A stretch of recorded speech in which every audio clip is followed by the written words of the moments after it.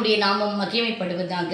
இன்றைய நாளிலே ரோமர் 13ஆம் அதிகாரத்தின் 3ஆம் வசனம். மேலும் அதிகாரிகள் நற்கிரியைகளுக்கு அல்ல, துர்க்கிரியைகளுக்கே பயங்கரமாய் இருக்கிறார்கள். ஆகையால் நீ அதிகாரத்திற்கு பயப்படாதிருக்க வேண்டுமானால் நன்மை செய், அதனால் உனக்கு புகழ்ச்சி உண்டாகும். ஆமேன். இந்த வசனத்தில் நம்ம வாசிக்கிறோம், அதிகாரிக்கு பயப்படாமல் இருக்க வேண்டும் என்றால் நீ நன்மை செய். இதான் நம்ம ஆதியாகமத்தில் வாசிக்கும் போது, நீ நன்மை செய்தால் உனக்கு மேன்மை இல்லையோ? அப்போ நான் நன்மை செய்தால் தான் எனக்கு மேன்மை கிடைக்கும், புகழ்ச்சி கிடைக்கும்.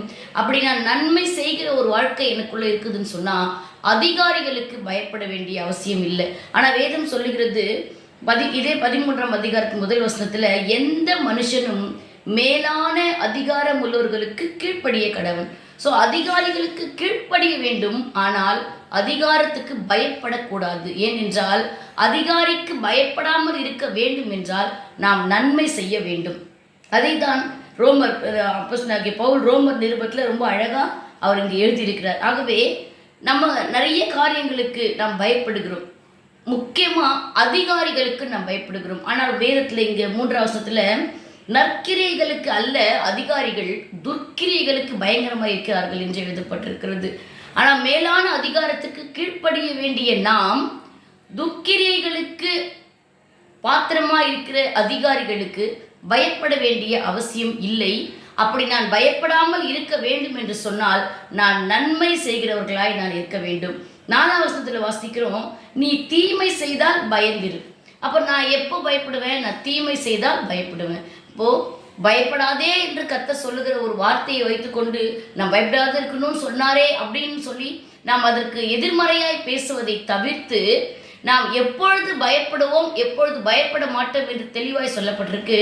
தீமை செய்தால் பயந்திரு, நன்மை செய்தால் பயப்பட வேண்டிய அவசியம் இல்லை. ஆகவே நம்முடைய வாழ்க்கையிலே எதை நாம் சாதித்து கொண்டிருக்கிறோம், எதை நாம் செய்து கொண்டிருக்கிறோம், தீமையா அல்லது நன்மையா என்பதை இன்றைக்கு சிந்தித்து பார்த்து, நன்மை செய்தால் நமக்கு புகழ்ச்சி உண்டாகும்.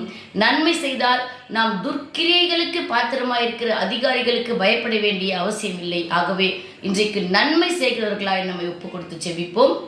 எங்களை நேசிக்கிற எங்கள் நல்ல தகப்பனே, இந்த நாளிலுமாய் கூட எல்லா மனுஷனும் மேலான அதிகாரிக்கு கீழ்ப்படிய வேண்டும் என்று சொல்லியிருக்கிற நீர், துர்க்கிரியைகளுக்கு பாத்திரமாக இருக்கிற அதிகாரிகளுக்கு பயப்பட வேண்டாம் என்றும் இன்றைக்கு நீர் எங்களுக்கு கற்றுக் கொடுத்திருக்கிறீர். அப்படி பயப்படாமல் நாங்கள் ஜீவனம் பண்ண வேண்டும் என்றால் நன்மை செய்ய வேண்டும் என்பதையும் அறிந்திருக்கிறோம். நீர் நன்மை செய்கிறவராய் சுற்றி திரிந்தீர்.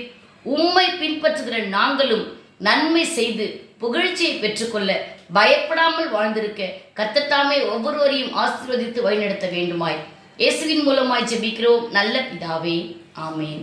கர்த்தர் தாமே உங்களை ஆசீர்வதிப்பாராக. ஆமேன்.